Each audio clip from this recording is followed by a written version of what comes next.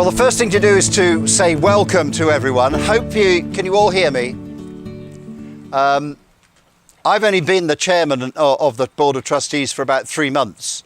So my ability to welcome you here to open this wonderful new facility is based entirely on the hard work, graft, commitment, generosity of many, many other people. Simon, the chief executive before John took over a couple of years ago, my predecessor as the chairman, John Feely, who is here, my fellow trustees, many of whom are here, but also the people of Leicestershire and Rutland, who have put an enormous amount of effort into looking after this charity, making sure that we're able to deliver what we believe is a tremendously high standard of care for the people who need it and for their families. This centre, however, is going beyond just delivering clinical care. This centre is about extending that range of contact that the charity has in delivering high quality end-of-life care to the wider community, to being able to touch those who are looking after people on the end of life's journey in their own homes, in care homes, the families themselves, anyone in fact who is looking after somebody at that point in their life. We need them to have the same standards in their mind, the front of their mind, not the back of their mind, at the time that they're delivering that care. And this centre will allow what is already a high quality, tremendously effective education team and professional development team to do that, not just for our own staff, as I say, but for many, many people out there in the community. It's also going to house our research team. LOROS has been very active in the research arena. And of course, without research, anyone who's been working in healthcare for any length of time will know that no research means no innovation, no advance, nothing happening that will improve the care and the quality of life for our patients. So the fact that we are going to house our research team here, give them much better facilities, is also a huge advantage, we believe, for the future of Leicestershire and Rutland and the people thereof. But my other job is to introduce Professor the Baroness Finlay of Llandaff, who has been a friend for a long time.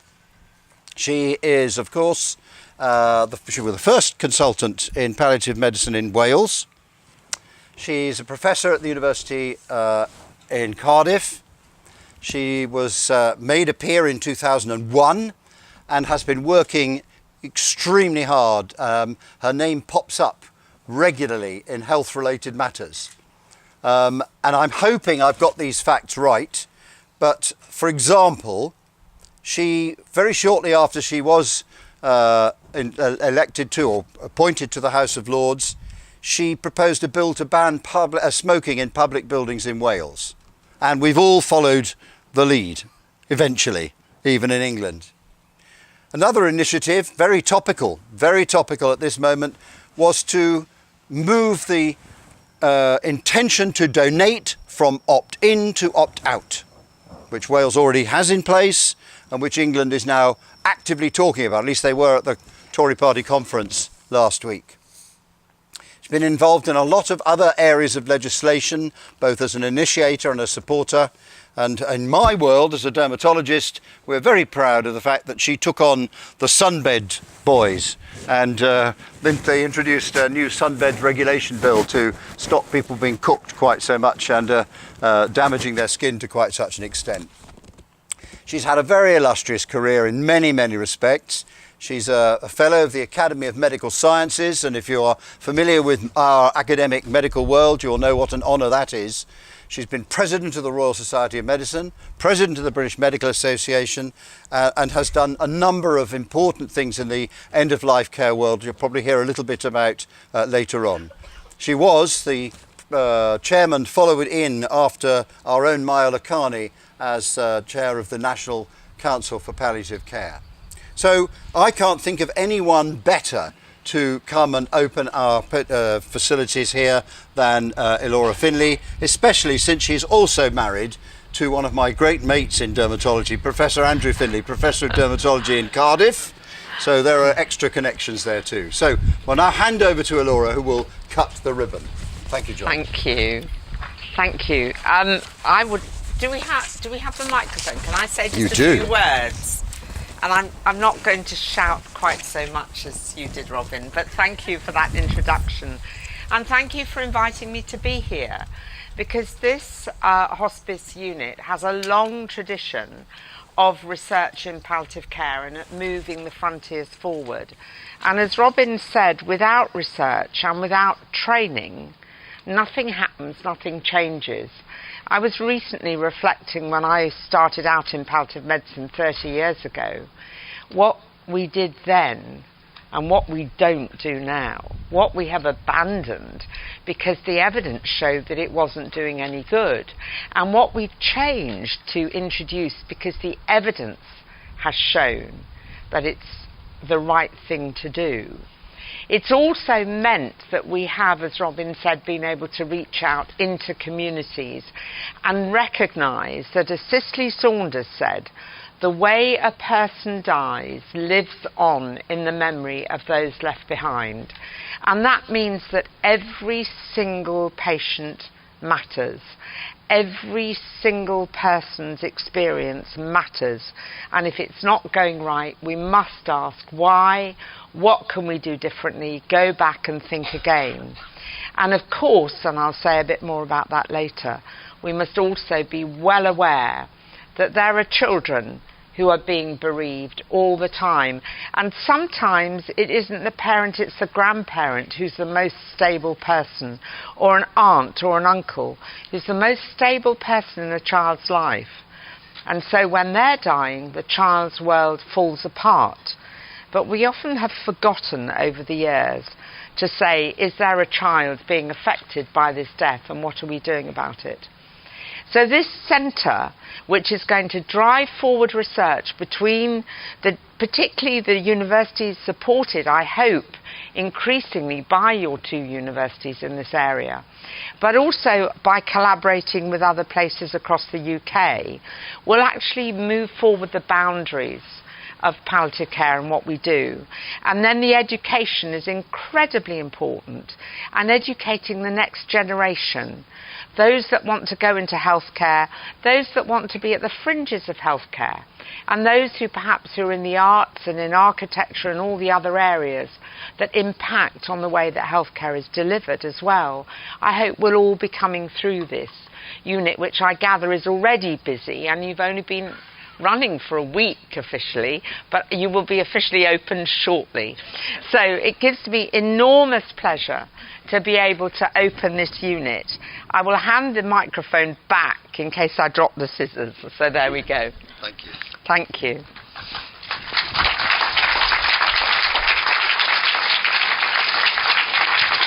Marvellous. Thank you. I'll take that. Lady Gretton, Baroness Finlay, distinguished guests, trustees, colleagues, friends, this is going to be something that's said many, many times, but welcome to the LOROS Professional Development Centre.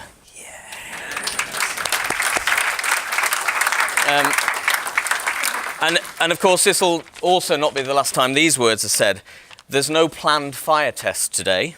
But in seriousness, if the fire alarm sounds, please leave the building via the nearest fire exits and gather back at the front of the building where we've just heard Robin and Baroness Finlay speak. So how great is it when you see a vision become a reality? And I think, you know, what a huge, fantastic reality the Professional Development Centre is.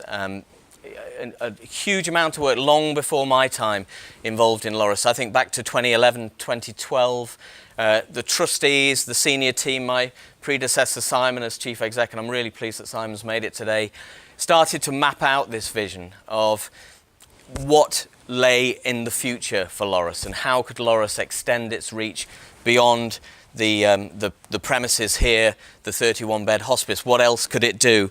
And the thought of creating a professional development centre was hatched as is extending the day therapy, and hopefully many of you, if not all of you, will be back this time next year when we open phase 2, which will be the whole next phase of this build project. So a huge amount of work has gone on, a lot of thinking, a lot of planning, some stress as well in getting us to where we are today. But I think it is a real sign of an organisation that can gather people together with a vision and a focus on the future. Of course, this has all been made possible over time by the organisation being well governed and planning going very thoroughly back in time. So the sale of Manorcroft, which pre my time I believe was quite a difficult and emotional time for the organisation, the saving up of some legacies and funding that was given to the organisation, and then organising the generosity of local trusts and people who could gather around the organisation to make the amount available that is necessary, not just for phase 1 but for phase 2 as well. So these things, as you imagine, they don't come about overnight, and a huge amount of planning goes into all of that. Before I introduce Baroness Finlay to speak at greater length to you, I just wanted to add a few words of my own thanks to people in the room who have particularly brought this vision to be a reality. Firstly, to the Board of Trustees, and if you're maybe a bit sad like me and you read books around leadership and governance and so on and so forth, there's an increasing pressure and pressing for trustees to be a little bit more, I guess, courageous, certainly in the voluntary sector, in steering organisations to the future. And I think what our Board of Trustees have done in supporting this from start to finish is actually make a commitment and being quite courageous in commissioning the spend and pushing the organisation forwards from a governance point of view. So a sincere thanks to them. To the senior team, and they're all sat in the room here today, and if you don't know them already, then do hunt them down over a glass of Prosecco and something to speak to them, because it's those individuals who have helped on a daily basis, not just to run the organisation, but to plot the future as well. And I think often the senior team work quietly in the background, pondering what next, what can we do about those pressures, what's happening in the outside world, and how do we guide the organisation forward. So my thanks to all of the senior team who have been involved in that over many years, longer than I've been involved with the organisation. And that's, of course, not forgetting all the other people in the room, staff members, all the people still working across in the hospice as we speak, and the 1,100 volunteers without which we simply couldn't do what we do on a daily basis. So my thanks to all of those people. Ben Dean isn't here today from Edmund Shipway, but he's been the project manager throughout all of this, and Ben has guided us step by step as an organisation in how to navigate our way through some of the complexities of all of this. And of course, next to Ben is the whole design team of architects, mechanical and electrical people, structural engineers and so forth that have helped create the building. And of course to Jakins Weir, our contractor, and Alistair's here today, particularly in the final months when we set a deadline of September the 21st, and your team really have moved, I was going to say heaven and earth, but a lot of soil anyway to get us to where we've been. So very much appreciate that this is your creation as much as ours in making it such a lovely, lovely venue. To all of the patrons and ambassadors, and it's great to see Birch here today as one of our patrons.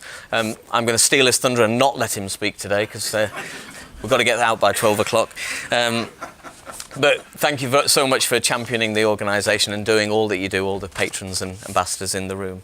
And finally, before I introduce Baroness Finlay, there's one final person who has poured more energy and more passion into this than anybody else, has gone through highs and lows and stress and laughter and, I dare say, a couple of tears as well, and that's our facilities and operations manager, Helen Williams, who sat over there.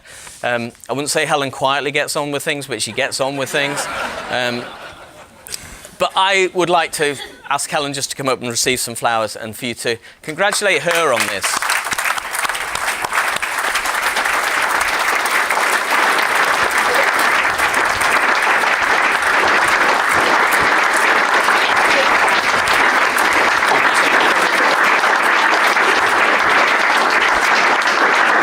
Slightly on the spot, so thank you. I'm slightly blinder. No, it's been a real fabulous 12 months today. Like you said, the effort we've poured in, all of us have poured in to make sure this building's perfect and to be able to deliver what we want to deliver in here. And I'm hoping everybody loves the facilities. I hope everything works perfectly and, just, fab. I'm going to go. Thank you.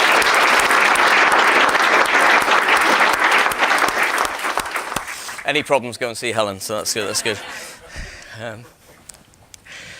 So it gives me great pleasure, and I couldn't think of anybody better to now stand and address you on this special day. Robin did such a fantastic introduction of Baroness Finlay before. I think probably the only thing that you didn't mention, Robin, was that Baroness Finlay is also a Vice President of Hospice UK, and of course that ties her even more strongly to us as an organisation and all that we stand for. So we're greatly honoured and flattered that you've given up your time to come here today.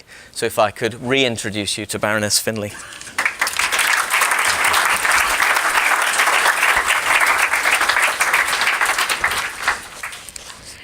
Well, can I thank you, first of all, for the honour of asking me to come and open this amazing facility, of which I must admit I feel a bit envious, really. It is quite superb. And I think it's important for those of you who perhaps function at the local level to realise that this isn't just an example of superb facilities for education and research here, but you're actually at the pinnacle on the world stage. The Economist assessment of palliative care across the world, looking at 40 developed countries in particular, ranked the UK #1. So then measure yourself against all the other places in the UK. Who else has got facilities like this to be able to teach in such a modern way? #2 came Australia and #3 came New Zealand. But they've learnt from all of us here in the UK. Now, the other reason that it's very historic, really, to be opening this facility this year is that it's 50 years since Cicely opened the first hospice in the UK. And Cicely Saunders, as you all know, was the founder of the modern hospice movement. And she had a principle back then, 50 years ago, that the hospice was to be founded on research. She embedded the principles of research and of education way back then. She was really ahead of her time. And she was well aware that it wasn't good enough to care without questioning whether you were doing the right thing. And it wasn't good enough to care just for the person in front of you without teaching other people what to do. And that ripple on the pond effect is what you will now be able to do even more effectively than you have to date across the whole of this area. You have a population, I gather, of a million that you're serving. And you have relatively, and I calculated this on our Welsh data where we have a funding formula, relatively few beds. But you have hospice at home as well, which is incredibly important. So with your beds, and if you can match that with the amount that you do at hospice at home, you will have a very, very balanced service, because what matters isn't just the patients that come through the doors. It's the ones who don't. It's the ones who are at home or who are in nursing homes, who are in the hospitals. And that's why the academic links, both across the hospitals with academic departments and with universities, becomes so important. To do the research and to be able to demonstrate impact, you really do need now to have access to the things that a university can offer as well, which is why I was so pleased to know that Christina has a link with De Montfort and that you're trying to expand other links across. But also that networking out into general practice, into community services, social services and into hospitals, because it is about influencing what happens for everybody whenever a problem arises. Over the years in the world of hospice provision, we've all become terribly aware that sometimes by the time someone actually is officially referred, enormous opportunities to improve care have been missed. You know, sometimes you think, oh, if only they'd been referred 2 months, 3 months, 4 months, even a year earlier. Look what we could have done, all these crises that would have been averted. And as I said before, the way that people die lives on. Now, we all appreciate good care, but sadly what gets emblazoned on people's memory is when things go wrong. And that's why you need to have everybody at every level upskilled to be able to do, to be able to cope, and to be able to know who to ask for help and where to get help and advice from, and seek that so that you become the hub with really the outreach right across the whole of your community, which you're now set to do. I'm incredibly impressed at your simulation suite. You'll be able to do masses in there, actor patients for communication skills, teach people ways of communicating with people who've got communication difficulties, who perhaps have almost no movement, teach people how to help people to move, how to deal with crises, how to cope with situations. And there is no better way to learn than to actually be doing something in practice. That's why that is so important. You can give people the theory, but if you don't walk them through applying it in practice, it doesn't become embedded in their own mental processes. Interestingly, it was less than 30 years ago that the first journal, academic journal, was founded, palliative medicine. Now there's a whole plethora of them. But this is a discipline which has really grown exponentially, and rightly so, because death is ubiquitous. Everybody is going to die. And in our society, we've often found that people have shied away. Oh, don't talk about it. You know, oh, I don't want to talk about it just yet. As if somehow if you don't talk about it, it won't happen. But actually it is about being prepared, which is why through the National Council for Palliative Care, the whole Dying Matters movement started, with Dying Matters Week, getting people talking. I was very impressed to see that you're taking youngsters of 16 and 17 who want to go into healthcare and really exposing them and teaching them the realities. It's not, you know, the glory of rushing down the corridor with a cardiac arrest trolley or whatever. It's not as it looks on Casualty, although I'm quite proud of the programme because it is made in Cardiff, which is where I'm from. And I must confess, my daughter is one of our medical advisors to the programme, but she does try to get it to be more and more realistic. But that looks all very glamorous and rapid. Actually, the reality is about the person in front of you. And the most important clinical skill, I think, that we have to teach people is the skill to listen.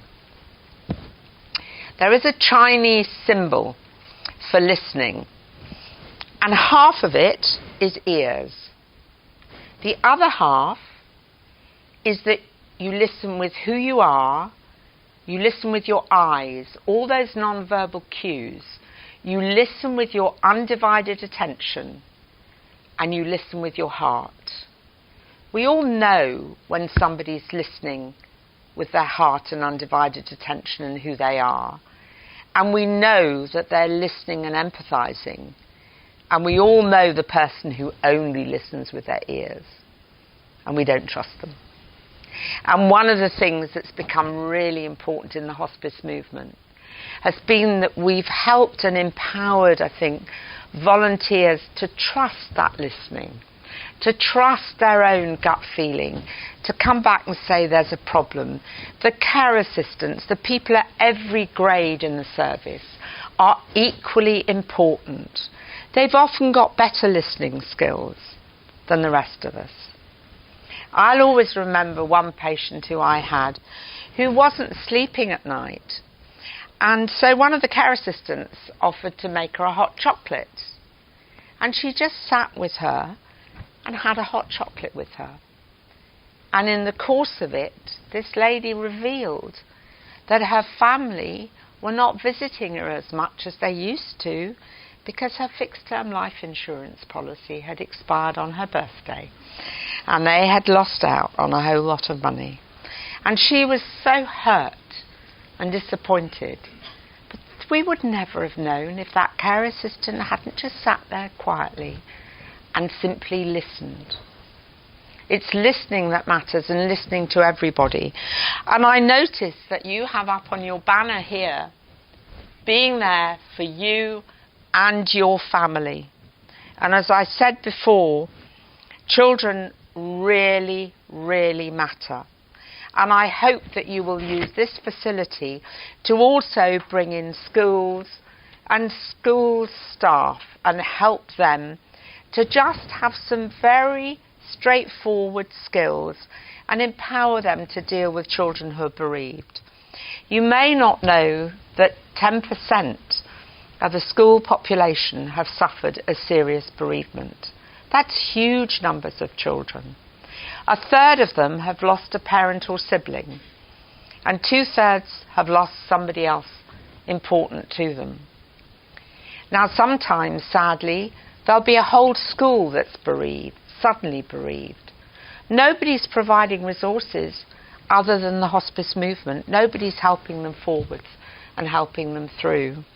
And just again at a personal note, our grandsons are at a school which is now is bereaved because it's in sight of Grenfell Tower, and people have lost relatives from staff and children. So the whole school is really reeling from what's happened. And the headmaster, it's a new school, has had to cope with this out the blue. So there is an enormous amount to do in society as well as across health and across social care. But I just want to also commend to you research and the research output that you've had from here and the impact of it. I, some weeks ago, contacted Christina and she agreed to put in evidence on the Conway case that went to the High Court. Now, you might think, well, that's a bit outside her normal job or whatever, but just to show you the impact that research here can have. And I do want to single this out because it's the first time I've seen anyone commended in a court judgment, but I'm going to read what they said. The best evidence about palliative care to manage the process was given in an expert report of Professor Christina Fall, a leading expert in the UK on palliative care in connection with withdrawal of assisted ventilation. That's quite some accolade. Now, when people measure research now in universities, they have what they call the impact factor. You cannot have a greater impact than having the High Court commend research work that's coming out from here. And I hope you're really proud of what you've all achieved here to create an environment where the lead for the UK, and remember the UK is leading the rest of the world, is occurring from within your own group, your own community. Because that impact is phenomenal. The way that people die lives on in the memory of those left behind. And if we can make that dying process gentle and easier for everybody who we come in contact with, we genuinely can change the world and the way that people view it. Children who've had adverse childhood experiences, and bereavement must feature as almost the biggest, but some children have suffered all kinds of other terrible things. You can't really rate them. But the evidence is that if children aren't supported, if they don't have a constant person to whom they can go, to whom they can confide, who they can deal with their emotions through, they underperform educationally. They're more likely to end up in the criminal justice system. They're more likely to end up with drugs and alcohol and teenage pregnancies and all the other problems that go along with it. So the care that you're all providing here and the education that you're providing for the care of these patients isn't only an investment in this generation, it's actually setting the future, setting the pattern for the society in which we will all live in the future. Because if we show that caring is supportive, if we help people deal with those complex feelings and emotions that go around when they're losing somebody, and we support them and we listen with our hearts and our undivided attention, then we genuinely can change the world. So, thank you.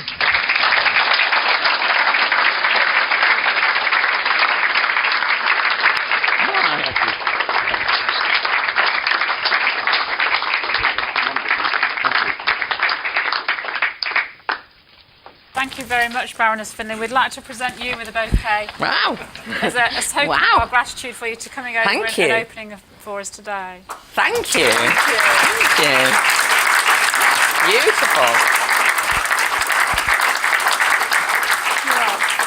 I just have to say, how did you know I was going to wear a pink dress? Isn't that fabulous? And it all matches. Thank you very much. So I'm really delighted to be introducing Janet Cave to you now this morning. Janet is a LOROS patient and has been using our drop-in therapy sessions here, the service. She's also accessed complementary therapies within LOROS, the counselling, and has had the clinical nurse specialist visit Janet at her own home. Janet has been a patient here for over 2 years now, and is going to take a few minutes to talk to you about her own experience here and the importance of hospice care for both not only herself but for all of the people and the lives of others within Leicester, Leicestershire and Rutland. So Janet.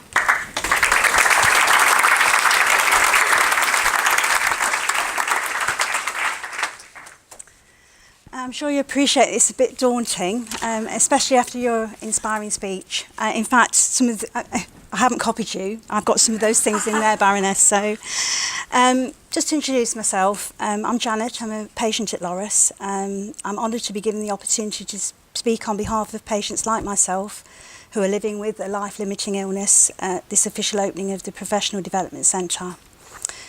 As well as being a patient, I'm also currently the carer of 2 other members of my family who are also living with life-limiting illnesses.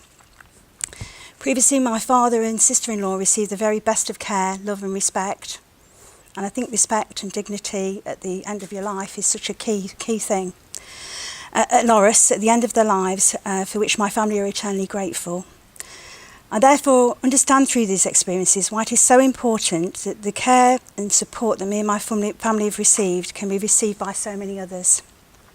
Not just at the hospice, but in as many different settings as possible within the community by a highly skilled and compassionate workforce. Living with any life-limiting illness is an emotional and physical roller coaster, not just for the patient but for their family and friends. The ripple effect is far and wide. Like the Baroness says, under the LOROS logo are the words, being there for you and your family. And in my experience, that has been oh so true. They've been there for me through thick and thin, 300%.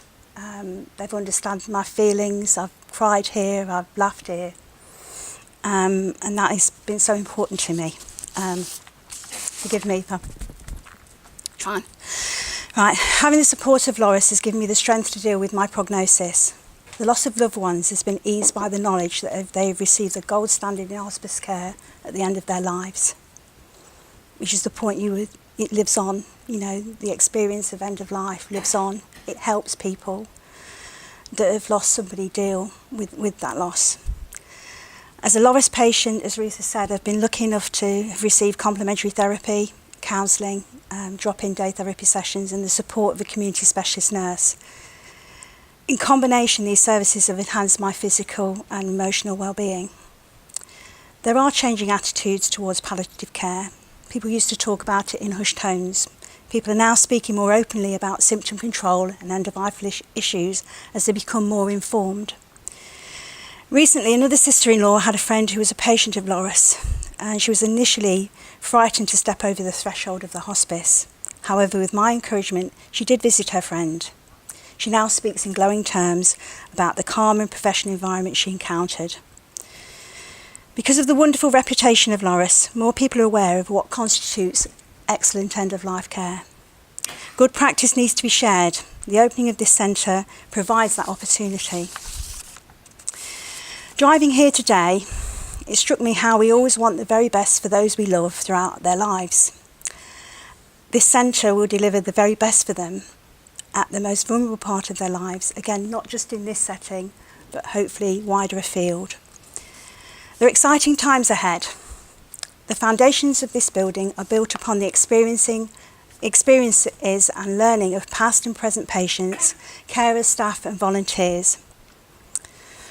I don't know who first mooted the idea of the new Professional Development Centre, but on behalf of those that aren't here anymore,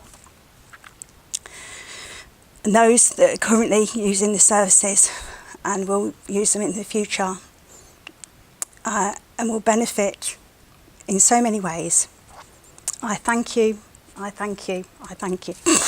I'm sorry.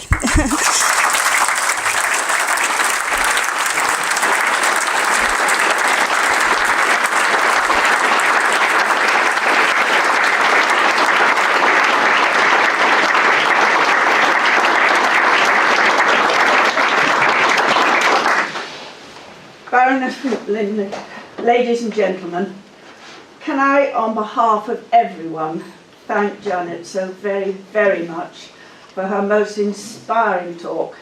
We're delighted that LOROS has been able to help you and your family. And we thank you so much for having the courage to be able to come today to tell us about it. Thank you so much.